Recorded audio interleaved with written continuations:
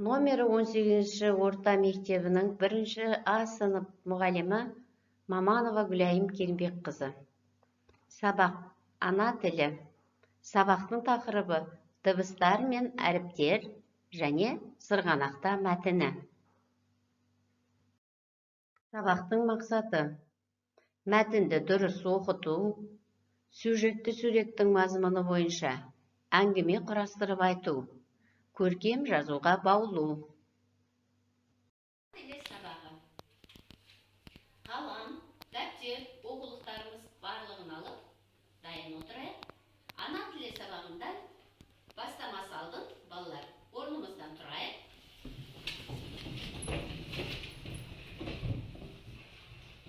Сабаққа дайындығымызды көрсетейік, иә? Менімен бірге: мынау менің жүрегім, бәрін өзі сезеді. Мынау басым ақылды, бәрін өзі шешеді. Мынау менің оң қолым, мынау менің сол қолым, барлық істі атқарған.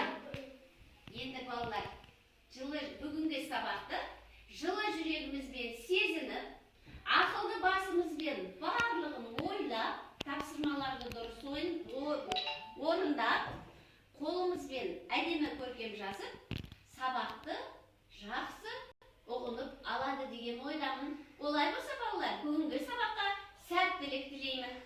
Отырыңдар. Енді балалар, мұқият тыңдаймыз. Мен сендерге бір жұмбақ жасырғым келіп тұр. Шанамен сырлап желетін, шаңғы коньки тебетін, ақ қала жасап ойнайтын қай мезгіл деп ойлайсың? Дұрыс айтасыңдар, қыс мезгілі екен. Олай болса, балалар, бүгінгі сабағымыз тек қана қыс мезгілінде арналады. Бүгінгі өтетін тақырыбымыз сырғанақта деп аталады. Сондықтан сендер бүгін міне бірінші топ сырғанақ тобы, екінші топ ақ қала тобы, үшінші топ қар деп аталынады. Олай болса, бүгінгі сабақта топпен жұмыс жасаймыз. Мен сендермен ол не деген ойын ойнағым кеп тұр. Менің қолымда бір зат бар, жасырып тұрмын. Сендер соны табуларың керек. Бұл зат түсі ақ, әртүрлі күйге енеді, тұрақты бір пішіні жоқ. Ұстасаң мұздай болады. Және ол еріп суға айналады. Ол не деп ойлайсыңдар? Дұрыс айтасыңдар, балалар. Дұрыс шештіңдер. Бұл қар, балалар. Яғни қыс мезгілі несімен қызықты? Қармен қызықты. Қар болған кезде ол балалар үшін өте көңілді, қызықты ойындар ойнайтын мезгіл. Жақсы, балалар. Және несімен ұнайды? Қане, бір ауыздан әр топтан айтып шығыңдаршы. Қыс мезгілі несімен ұнайды? Сырғанақ тобы айтады. Дайындалып отырады. Ақ қала тобы, дайындалып отырады. Қар тобы. Жарайды, қар тобы дайын екен. Несімен ұнайды қыс мезгілі? Аққала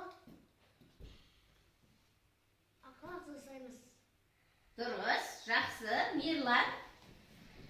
Қыс мезгілінде біз аққала жасап, шанамен сырғанаймыз. Өте жақсы. Иманғали. Біз қыс мезгілінде сырғанақ тебеміз, қар атысты ойнаймыз,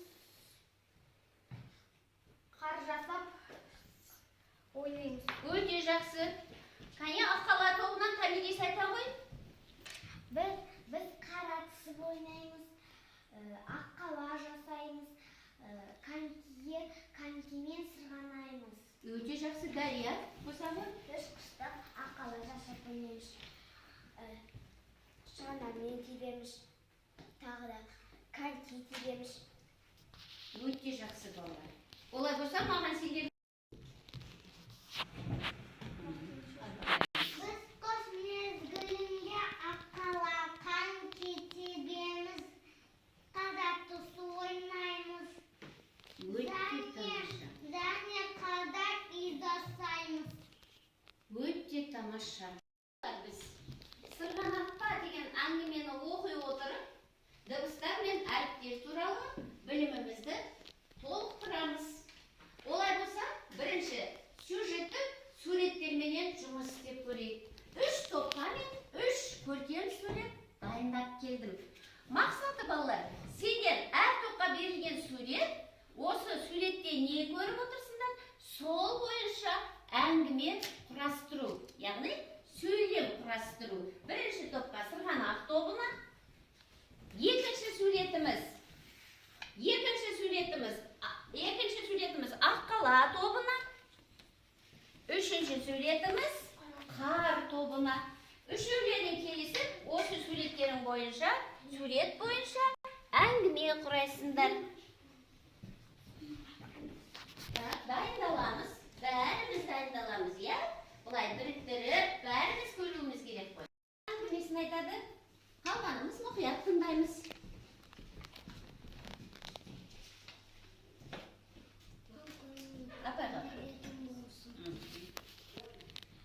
Айзере мен Айша сырғанақ деп болады. Ал Асан деп құлап қалды. Ал бәр балалар өздері жылы киіпті. Иә, не жасады барлығы? Барлығы аққала жасады. Аққаланы қалай жасапты, кәме дейсің? Аққаланы бірінші домалақтанып, бұлай үшеуін жасапты домалақ. Сосын сәбіз әкелді, сосын ақ ненен қара. Көмектесіп жібереміз, Дария көмектесіп жібереді. Толықтырасың ба, Дария? Мен айтып берем. Жарайды. Аққала тобынан әлі көмекке шығамын дейді. Тәмедеске айта ғой. Балалы далаға жолы киініп аққала жасапты. Шелектен қалды. Басына не қойыпты? Не кездестіпті? Басына шелек, мұрнына Мұрнын неден жасапты? сәбізден. Иә. Балалар не аққаланы не жазда болған соң не бәрі шанамен ойнады. Өте жақсы. Рахмет, Әли, отыра ғой. Жарайсың, шапалақ ұрайықшы, екінші топқа аққала тобына. Келесі. Бірігіп аққала соқты, сәуле қар жинады. Балалар үлкен аққала соқты. Өте керемет. Жақсы, балалар. Рахмет, Иманғали. Отыра ғой, шапалақ ұрайық. Ой, сендегі балайық. Менің қолымда ненің суреті? Қоян. Қоянның суреті. Олай болса, қоянға байланысты тақпағымызды айтайық. Ұзын құлақ сұр қоян. Не жақтан кет? Естіп қалды сыбырды. Ойлы қырлы жерлермен Ұшып-ұшып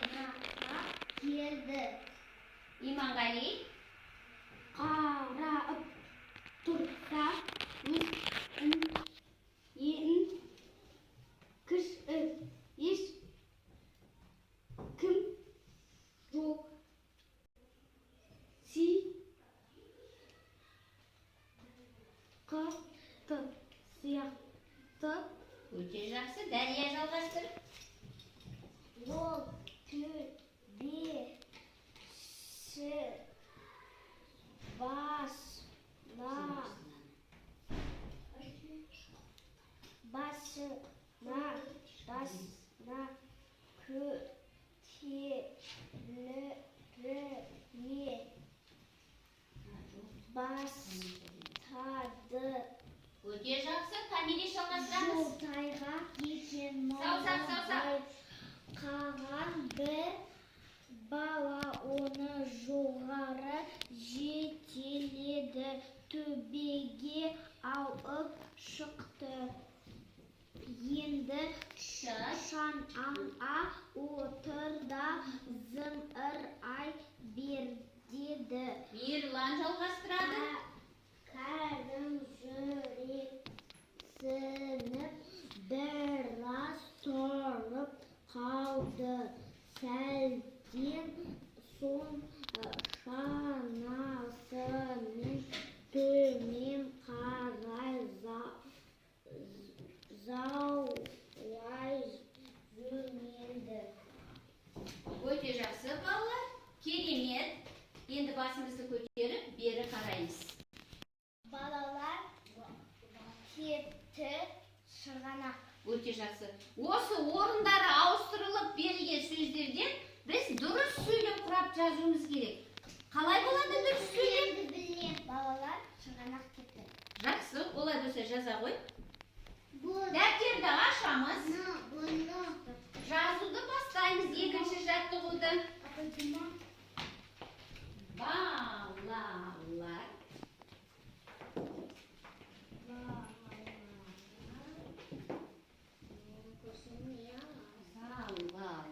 Тақтада жазып жатыр Дәрия. Жазамыз қаламда. Кейінді жылы олар. Дұрыс сөйлем қалай болады? Кім айтады? Мейірлан айта ғой. Олар жылы киінді. Өте жақсы. Келіп тақтаға жаза ғой құрған сөйлеміңді.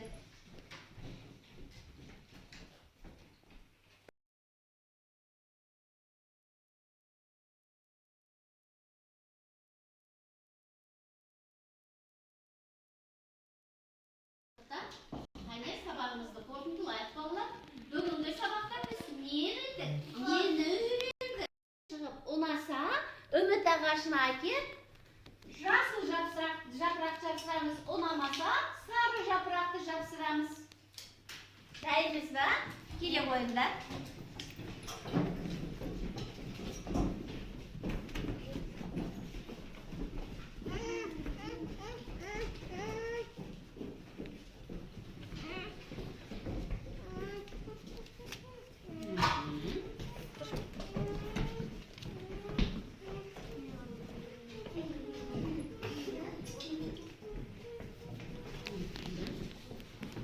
Өте жақсы балалар.